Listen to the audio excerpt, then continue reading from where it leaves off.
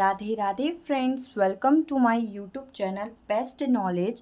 First of all please don't forget to like and comment my videos. आज हम पढ़ेंगे BSc first semester में maths की second book integral calculus का chapter number 7 Dirichlet's theorem का lecture number 2। जी हाँ, इसका एक लेक्चर हो चुका है और जिसमें मैंने डिरिचलेट थ्योरम बताई थी और साथ ही उससे रिलेटेड एक क्वेश्चन भी कराया था। अगर आपने इसका फर्स्ट लेक्चर नहीं देखा है तो मैं आपको यही एडवाइस करूँगी कि आप फर्स्ट लेक्चर देख लें, क्योंकि ये जो सेकंड लेक्चर है फर्स्ट लेक्चर पर का ही बेस है और फर्स्ट लेक्चर इससे काफ़ी ज़्यादा लिंक करता है।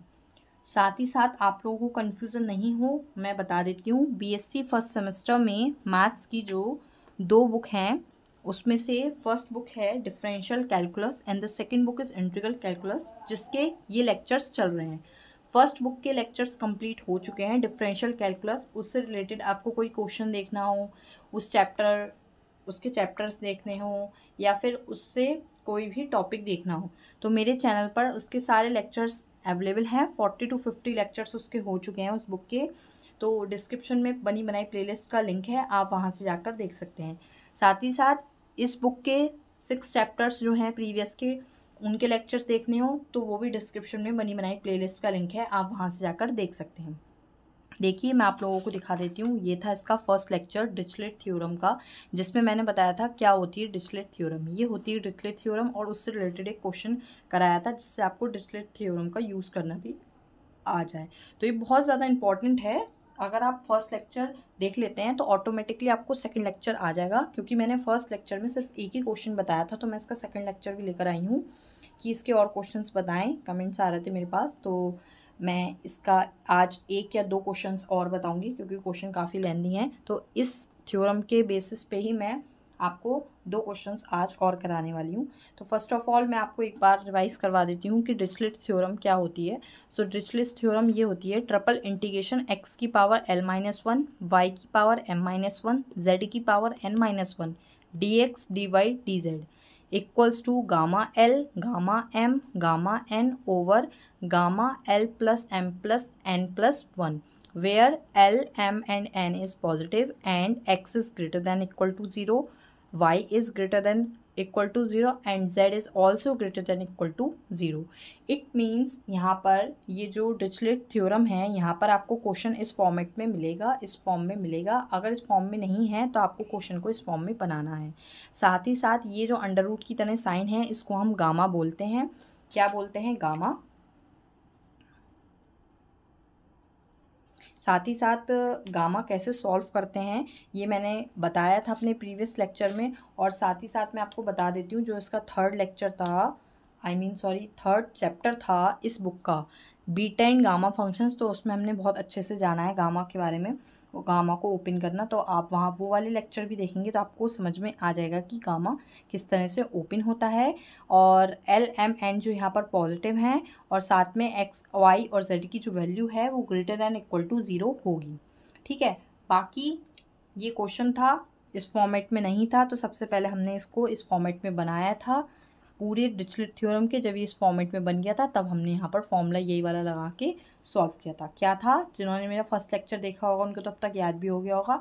Gamma L gamma L gamma M gamma N over gamma L plus M plus N plus 1। ठीक है। आज हम इसके बेसिस पे ही क्वेश्चन हम करेंगे डिरिचलेट थ्योरम से। तो मैं क्वेश्चन यहाँ पर नोट करती हूँ, फिर आपको एक्सप्लेन कर दूँगी। ये ठीक है, मैं आपके सामने ही नोट कर देती हूँ। Question number 1। क्वेश्चन है x अपॉन a की power 1/2 plus y upon b की power 1/2 plus z upon c की पावर 1/2 इज इक्वल्स टू 1। देखिए, जैसे हमने अपने फर्स्ट लेक्चर में क्वेश्चन किया था सेम टू सेम बिल्कुल वैसे ही करना है। तो सबसे पहले आप क्या करते हैं, put x upon a 1/2 equals to K u। It means ये जो पूरा टर्म है इसमें सबको सेपरेटली हम u v w मानेंगे। देखिए कैसे, x अपॉन a 1/2 u मान लिया। इसी तरह से हम y अपॉन b की पावर 1/2 को हम v मान लेंगे। इसी तरह से हम z अपॉन c की पावर 1/2 को हम w मान लेंगे। क्यों कर रहे हैं पुट ये सारी वैल्यूज़? बिकॉज हमें यहाँ पर डिरिचलेट फॉर्म में उसको बनाना है, जहाँ पर पावर में इस तरह से l-1 m-1 z की पावर n-1 बने। अब देखिए यहाँ से हम x की वैल्यू जब निकालेंगे तो कितनी आएगी? x की वैल्यू आएगी, a जो है इधर जाएगा u के पास और साथ में इस पे स्क्वायर लग जाएगा, क्योंकि यहाँ पर अंडर रूट है, इधर जाएगा अंडर रूट है, इधर जाके क्या बनाएगा? ये स्क्वायर। क्लियर? इसी तरह से हम y की वैल्यू जब निकालेंगे तो पहले अंडर रूट इधर जाके स्क्वायर बनाएगा और साथ में ये b इसके पास जाएगा। इसी तरह से हम यहाँ पर z की वैल्यू निकालेंगे, क्या होगा? अंडर रूट इधर जाके स्क्वायर बनाएगा और c फिर इधर डिवाइड में है तो ये मल्टीप्लाई में जाएगा। तो इस तरह से हमने x, y और z की वैल्यू फाइंड कर ली। अब हम इनका डिफ्रेंसिएशन करेंगे। डिफ्रेंसिएशन भी मैं इसके आगे ही कर देती हूँ। जब मैं x का डिफ्रेंसिएशन करूँगी dx और इसका करूँगी 2au और u का du। a कांस्टेंट है यहाँ पर, u का करेंगे du।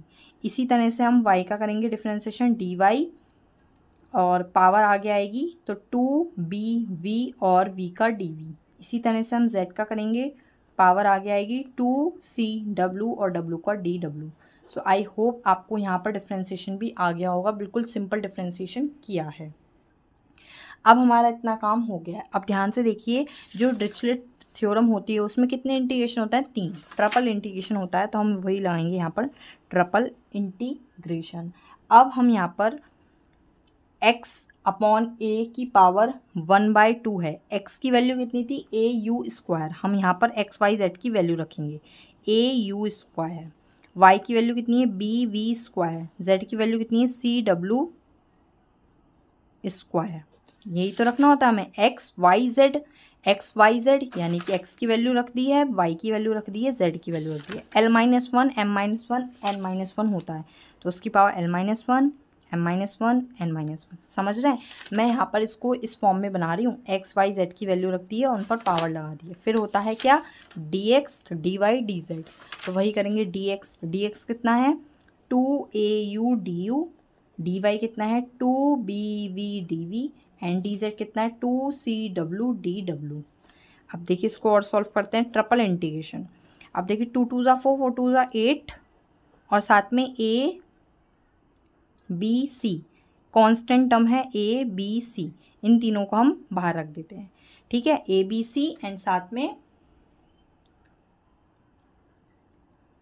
2 2 ज़ा 4, 4 2 ज़ा 8 बाहर आ गया। अब देखिए क्या बचा? au² l-1 bv² की पावर m-1 cw² की पावर n-1। साथ में du dv dw हम एज इट इज़ लिख देंगे, du dv dw as it is. a b c और 2 यहाँ पर बाहर चला गया था, केवल ये बचा। अब एक बात आपको ध्यान रखनी है यहाँ पर, बिल्कुल, वो क्या ध्यान रखनी है कि where u plus v plus w, जो हमने वेरिएबल लिए हैं, इन सब का जो ऐड होगा वो लेस देन 1 होगा। ठीक है, इन सब का जो ऐड होगा वो लेस देन 1 होगा। अब देखिए यहाँ पर हम एक फॉर्म बना चुके हैं। अब इस फॉर्म को सॉल्व करते हैं कैसे? ये जो है 8abc तो एज इट इज़ है, ट्रिपल इंटीग्रेशन भी एज इट इज़ है।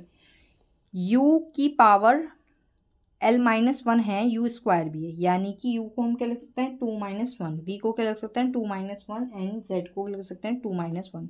सबकी पावर 1 1 है तो 2-1 1 ही तो बचेगा, तो यहाँ पर लिख सकते हैं u की पावर 2-1, v की पावर 2-1 एंड z की वैल्यू भी, z की पावर 2-1।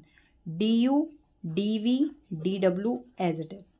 क्लियर? यहाँ तक समझ में आया? अब बस इसको सिंपल सॉल्व कर लीजिए। ये बन गया, क्या फॉर्मूला होता है? 8abc gamma l gamma n gamma n।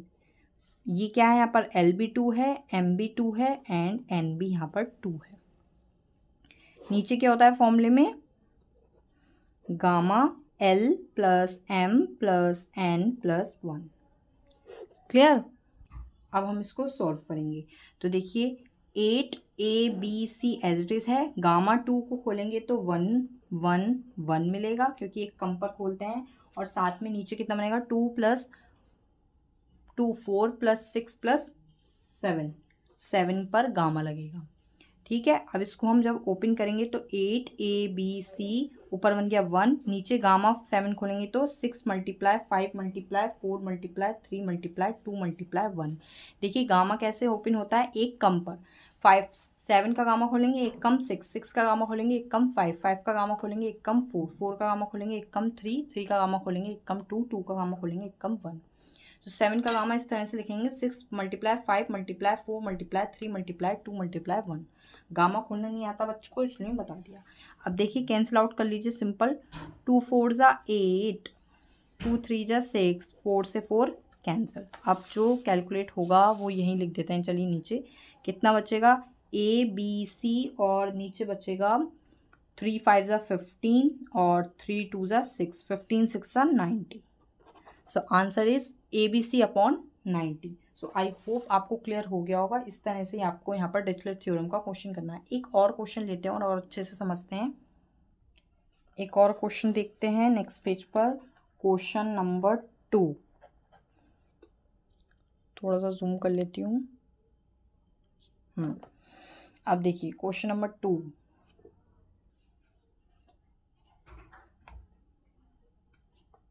x upon a plus Y upon B plus Z upon C equals to K 1।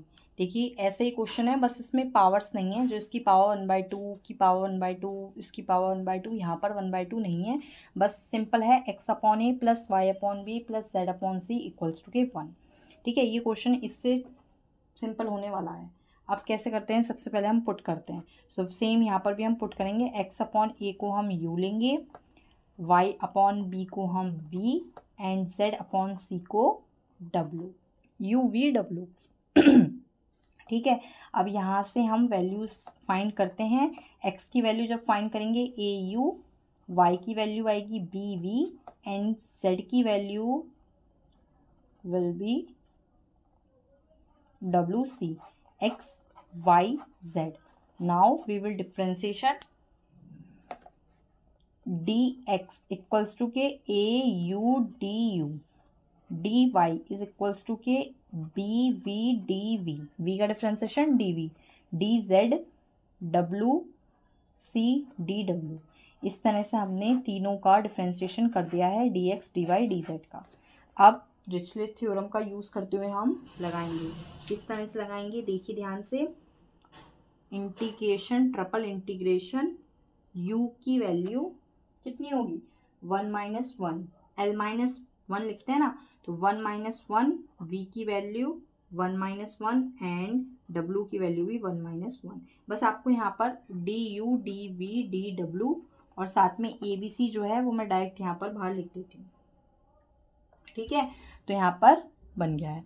अब उसके बाद simple gamma l gamma n gamma n यानी कि 1 1 1 over gamma l plus gamma m plus gamma n plus 1।